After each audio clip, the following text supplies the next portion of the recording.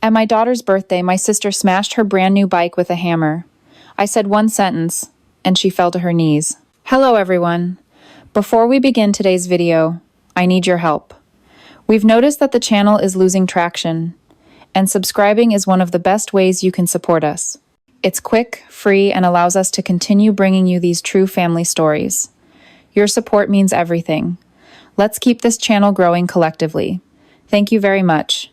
And God will bless you if you comment Amen on this video. Now, let me take you back to the moment that still replays in my head like a broken record. It was supposed to be a perfect Saturday afternoon. Balloons swayed gently in the summer air, the smell of frosting and grilled hot dogs drifted across the backyard, and kids were running in circles, their laughter mixing with the squeak of rented bounce house vinyl. It was my daughter Lily's 8th birthday, and for once I wanted things to feel normal, even magical. I had worked overtime shifts just to afford the decorations, the cake shaped like a unicorn, and the present she had been dreaming about for months, a pink, brand new bike with glittering streamers on the handlebars and a little silver bell. I remember the way her eyes lit up when we wheeled it out. She gasped, covered her mouth, and whispered, "Is that really mine?" Her friends clapped, one even squealed, and for a split second, everything was exactly how I imagined it. The kind of memory kids carry forever, the best birthday ever story she would tell when she was grown. And then my sister walked in. She was late, of course. She's always late, part of her grand entrance routine. Dark sunglasses still on, lips pressed tight like she was tasting something sour. She didn't hug Lily. She didn't even say hello. She just scanned the yard, her eyes landing on that bike like it was a personal insult aimed directly at her. I should have known right then. My stomach gave me that warning drop, the one you get before a storm rolls in. But I ignored it, the way I always do. Don't ruin today, I told myself. She'll keep her attitude in check. It's Lily's party. She wouldn't dare. Except she did. One moment the kids were lining up for cake. The next, there was this metallic clang that didn't belong in a birthday soundtrack. Heads turned. My daughter froze. I turned just in time to see my sister raise a hammer. God knows where she even pulled it from and bring it down hard on the frame of that brand new bike. The sound echoed across the yard, louder than the kids' screams. The handlebar bent sideways. The pink paint chipped. Lily's little bell flew into the grass like a coin tossed into the dark. My sister's voice cut through the silence. "She doesn't deserve this. Stop showing off." I swear the world tilted. My face went hot, my ears ringing. Around us, parents gasped. My dad stared into his drink like maybe if he pretended hard enough, this wasn't happening. My mom's jaw tightened, but she said nothing. And my daughter, my baby, stood there trembling, eyes wide, her party dress suddenly looking too big for her small shoulders. Every instinct in me screamed to grab that hammer, to shout, to tear into my sister with every ounce of rage she had earned over the years. But I didn't. Instead, I froze. Outwardly calm, inwardly burning. My fists clenched so hard, my nails dug into my palms. And then I spoke, just one sentence. It wasn't a scream, it wasn't a curse. My voice came out steady, low, the kind of tone you use when you're done asking nicely. Pick it up, or you'll never step into this house again. For a heartbeat, nobody moved. The whole backyard felt suspended, like time itself was holding its breath. My sister blinked, her grip on the hammer faltering. Her defiance cracked, just a little. And that was all it took. She sank down, first to the chair, then lower, until her knees hit the grass. Right there, in front of the cake, the balloons, the children clutching paper plates, she knelt. I didn't gloat. I didn't smile. I just stood there, my daughter pressed against my side, her tears wetting the fabric of my shirt. And in that frozen moment, I realized this wasn't just about a bike. It was about years of jealousy, of whispered insults, of little sabotages she thought I didn't notice. This was the day the mask slipped. The day everyone finally saw what I had always known. But that is only the beginning. People often assume explosions happen out of nowhere. Like one day everything's fine, and the next someone is swinging a hammer at a child's bike. But that's not how it works. Storms build, pressure stacks. You just don't notice the cracks until the whole wall caves in. So let me rewind for you. Because what happened at Lily's birthday was not the first time my sister decided to turn my daughter's joy into her battleground. Her name is Rachel, younger than me by 2 years, louder than me by 10. She's always been the kind of person who believes life is a competition where the only way she can win is if someone else loses. And for some reason, she picked me as her lifelong opponent. The first time she targeted Lily, my daughter was 4. It was Christmas morning. Lily had just unwrapped a set of art supplies I'd saved up for a big box of colored pencils, paints, and glitter glue. She was glowing, already planning which princess she'd draw first.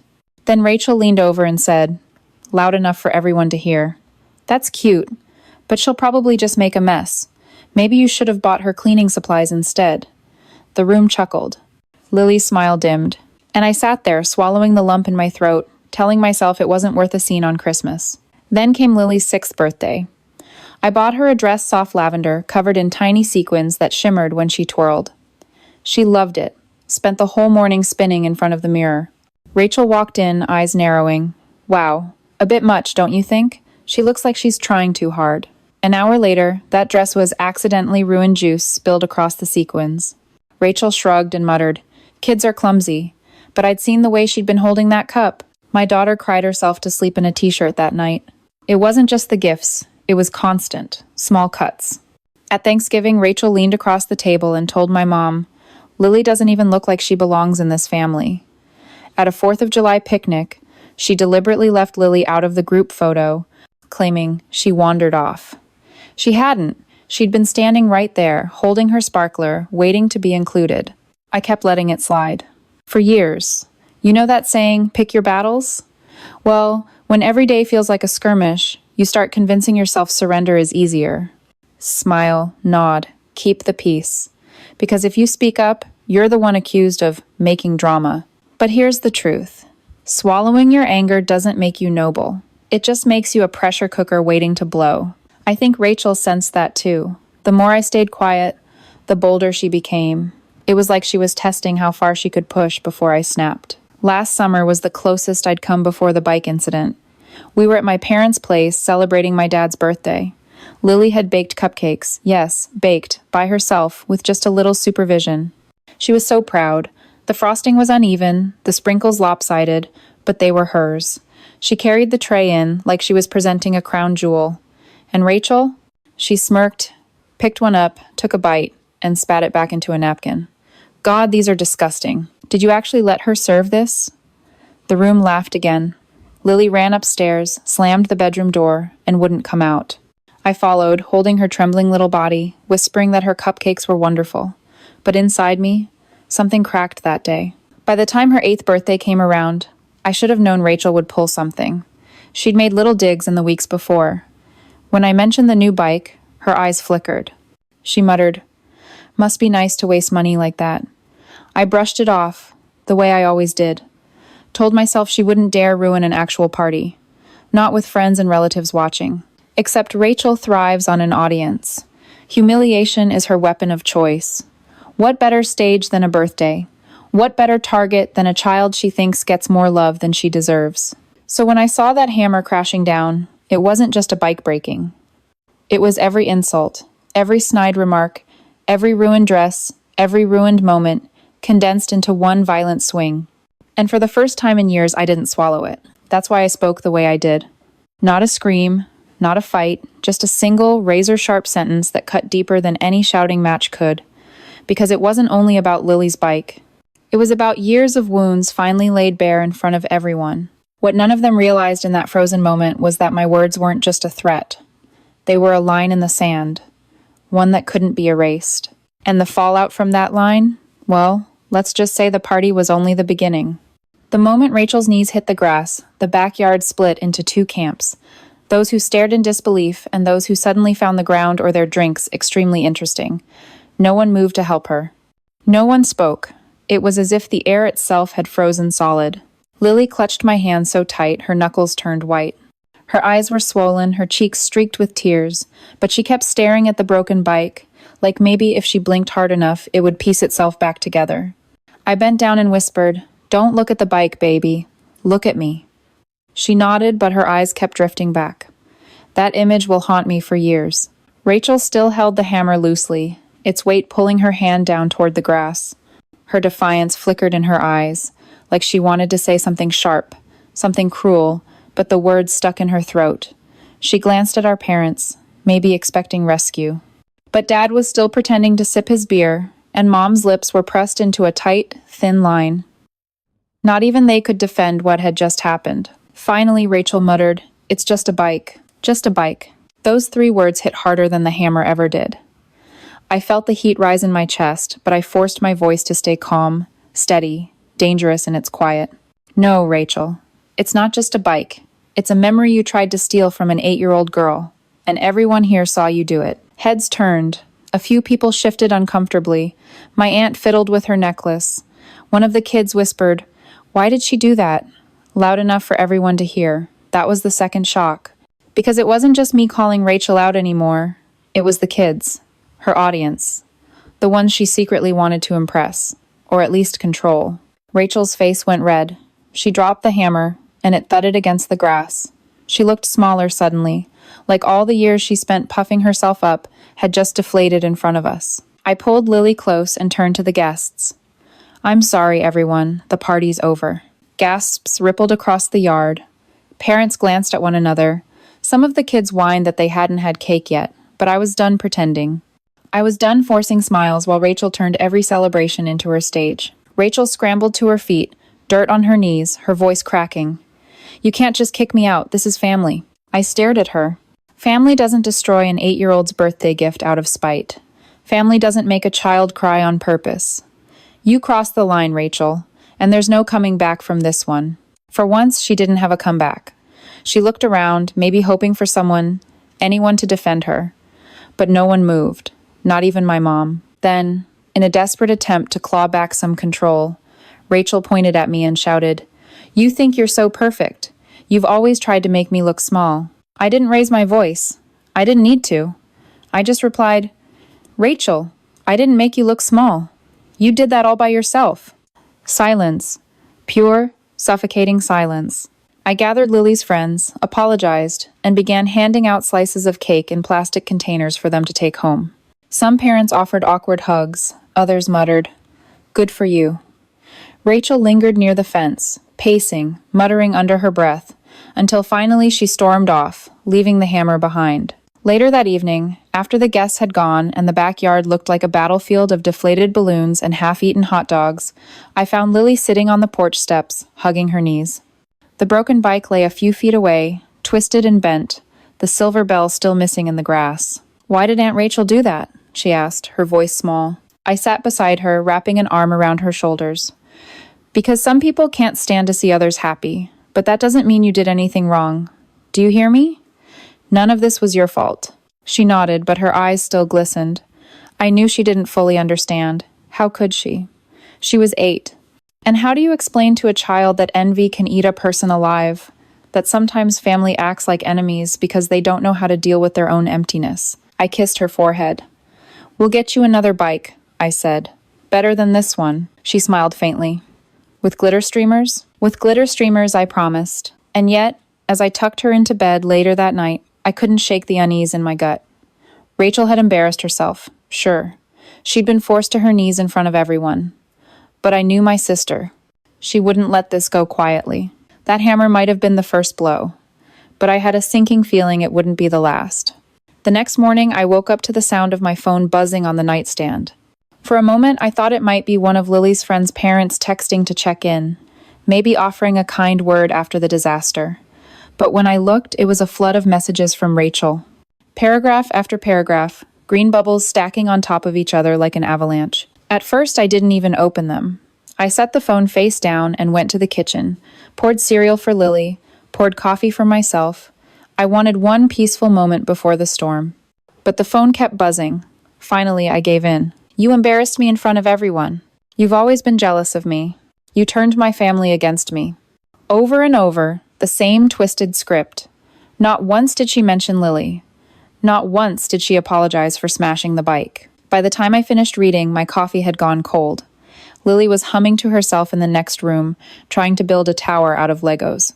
That contrast, the innocence of my daughter and the venom pouring from my sister, made my stomach turn. At noon, the doorbell rang. I froze, already knowing who it was. Rachel never gave up. And sure enough, when I opened the door, there she stood.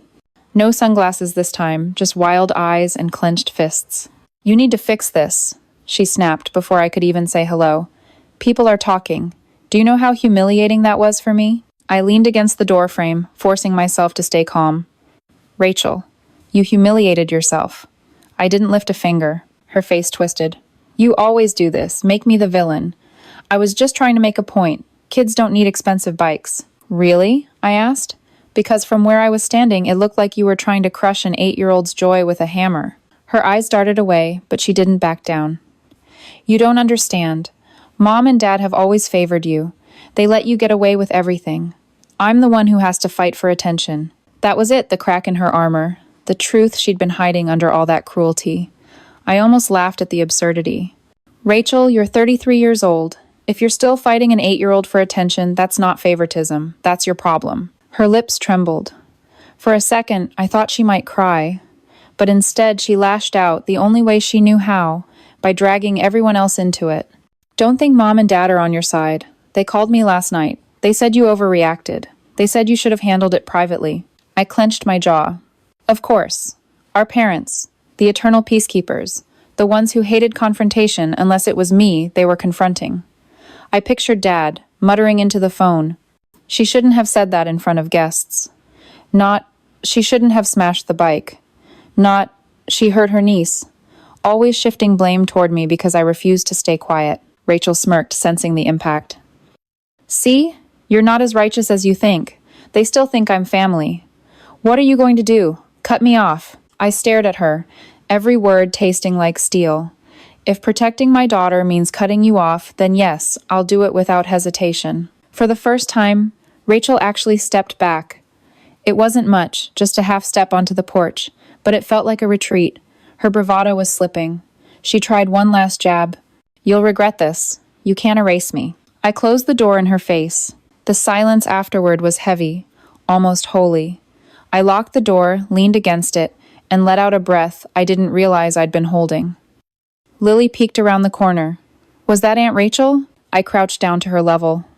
"Yes, but she won't be coming around anymore." "Good," Lily said softly, then went back to her Legos like nothing had happened. But for me, the weight lingered. That night, as I tucked her into bed, I thought about everything Rachel had said about Mom and Dad defending her, about the years of small cruelties I had let slide. Maybe I should have drawn the line sooner. Maybe I should have stopped pretending that family excuses bad behavior. Because here's the truth I had avoided for years. Some people will never change. And if you keep giving them chances, they'll keep smashing bikes, dresses, memories, whatever they can reach. The birthday party had been the breaking point. But it wasn't the end. It was the start of a new rule in my life. No more excuses, no more swallowed anger. Rachel had finally forced me to choose, and I chose my daughter. Still, as I turned off the lights and the house grew quiet, I couldn't shake the feeling Rachel wasn't finished. People like her never walk away.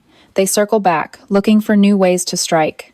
And deep down, I knew this battle wasn't over. If I thought slamming the door on Rachel would be the end of it, I was naive. Because when someone like Rachel feels cornered, she doesn't back down, she doubles down. 2 days after the birthday party, my phone rang again. This time it was Mom.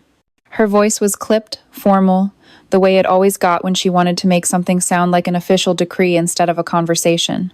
"We need to talk," she said. "Tonight. Family dinner, no excuses." I knew what that meant. A tribunal. The unspoken rule in our family. If Rachel and I fought, I was the one summoned to explain myself. Not her. Never her. I almost said no. Almost. But then I thought of Lily, of her small shoulders shaking as she looked at the wrecked bike, and I knew I couldn't run from this anymore. So that evening I drove to my parents' house, stomach knotted, heart pounding. The moment I walked in, the tension hit me like a wall. Dad was already sitting at the table, arms crossed, beer sweating in front of him. Mom stood at the counter, fussing with silverware like arranging forks, could distract from the storm in the room. And Rachel, of course, Rachel was sprawled in a chair, looking smug, like the queen awaiting her trial's outcome. "Sit," Mom ordered. I sat. Rachel launched in immediately, her voice dripping with righteous indignation. She humiliated me in front of the entire family. She made me kneel in the dirt like some criminal. Over a bike. Mom's eyes flicked to me. "Is that true? Did you really make her kneel?" I blinked in disbelief. "You were there. You saw what she did. She smashed an 8-year-old's birthday present with a hammer, in front of everyone. And you're worried about whether she had to kneel? Rachel smirked. See? She twists everything. Always has. I was trying to make a point about her spending money she doesn't have. But no, she had to turn it into a public spectacle. I laughed, bitter and sharp. A public spectacle? You were the one holding the hammer, Rachel. You were the one screaming that my daughter doesn't deserve it. Don't rewrite history just because you're embarrassed people saw who you really are. Dad finally spoke, his voice low, tired. Both of you need to stop. This fighting has gone on too long. You're tearing the family apart. I turned to him, incredulous. Dad, Rachel has been tearing this family apart for years. I've swallowed it. I've kept quiet. But she went after Lily, and that's where I draw the line. Rachel leaned forward, her eyes gleaming. See? She admits it. She's always seen me as the problem. She wants me gone so she can play the hero. But you can't erase me. I'm part of this family whether she likes it or not. I look straight at my parents. Then you need to decide. Because I won't keep exposing Lily to this. If you choose to excuse Rachel, that's your choice.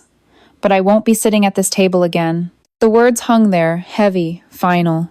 Mom's hand trembled as she set down a fork. Dad rubbed his temples. And Rachel laughed. Actually laughed. A hollow, humorless sound. Wow, listen to her, threatening to walk away, over me, over a bike. I stood. No, Rachel, not over a bike. Over years of cruelty. Over every ruined birthday. Every insult. Every time you chipped away at Lily's joy, because you couldn't handle your own emptiness. I'm done letting you take from her what you think you're owed. For once, there was no comeback.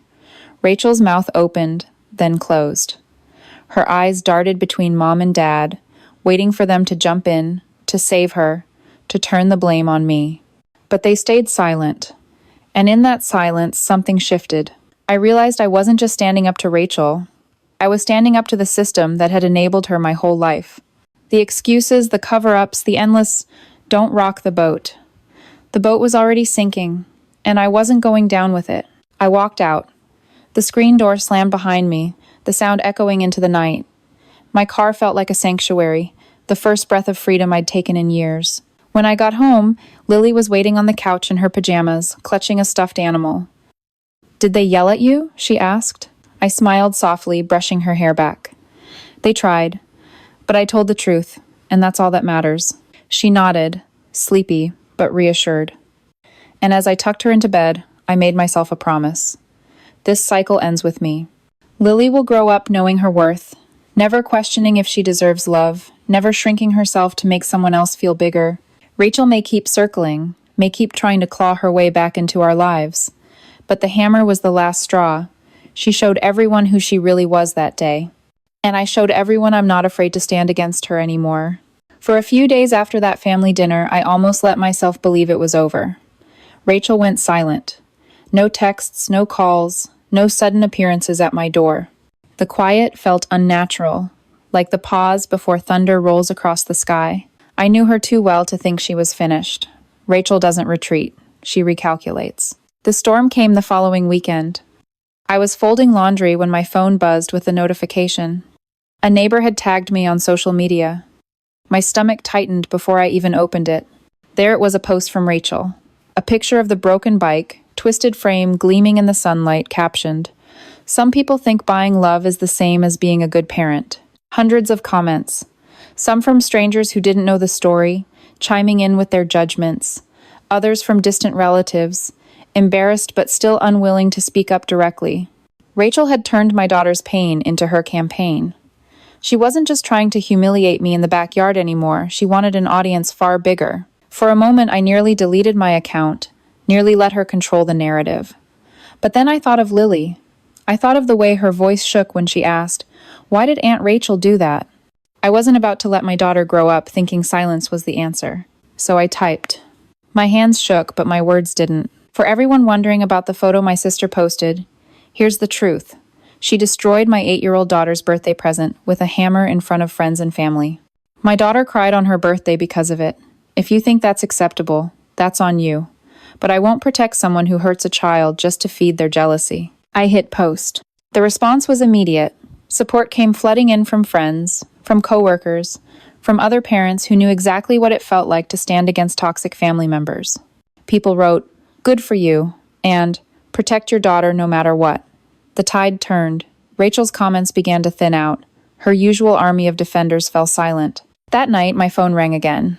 Rachel's number lit up the screen, but I let it go to voicemail. Later, I listened. Her voice was shaky, nothing like the self-assured tone she usually wielded. "You didn't have to do that," she whispered. "Now everyone hates me." For once, I didn't feel guilty. I didn't feel like the villain she always tried to paint me as. I felt free. The next morning, Lily climbed onto my lap as I sipped coffee. "Mom," she said, "are we still getting a new bike?" "Yes," I smiled, brushing her hair behind her ear. "With glitter streamers, remember?" She grinned. The first real grin I'd seen since the party. "And a bell that works?" "The loudest one in the store," I promised. And in that moment, I realized something. Rachel could smash bikes, dresses, even my reputation if I let her. But she couldn't touch what mattered, the bond between me and my daughter. That was unbreakable. So what's the lesson in all this? It's simple. Family doesn't excuse cruelty. Blood doesn't erase betrayal. Sometimes the bravest thing you can do is draw the line, even if it means standing alone. Especially if it means standing alone. Because at the end of the day, I don't need Rachel's approval. I don't need my parents' silence. I need Lily to know she is worth defending, every single time. I don't know if Rachel will ever change. Maybe she'll spend the rest of her life convinced she's the victim. Maybe she'll find another target when she realizes I'm no longer playing her game. But one thing's for sure, she won't break us again. And if she ever forgets that, well, she still knows the sentence that made her fall to her knees. Before I go, let me say this. If you've been watching and this story resonated with you, don't forget to hit subscribe. It's quick, it's free, and it helps us keep bringing you more stories like this. Stories about standing up, about protecting what matters, about finding strength where you thought you had none. Your support means the world. And if you leave a comment with the word "Amen," maybe it's not just my daughter who will feel a little more protected tonight.